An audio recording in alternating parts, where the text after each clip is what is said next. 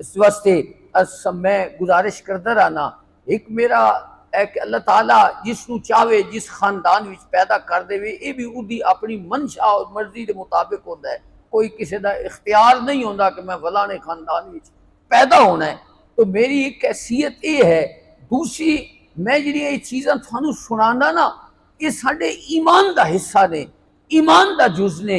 मैं बतौरे मुबल्लिग थाने ये चीज़ां दसदा कि मेरा फर्ज बनता है कि मैं थोड़े दिलों में हजूर नबी करीम सल्लल्लाहु अलैहि वसल्लम की आल की अजमत पैदा करा, ताकि कभी कोई इजिया मौका ना आ जाए कि असी हजूर की आल दे नाल दुश्मनी करिए, हजूर की आल दे नाल नफरत करिए, हजूर की आल तो असी दूर हो जाइए या उन्होंने कोई तकलीफ पहुंचावीए।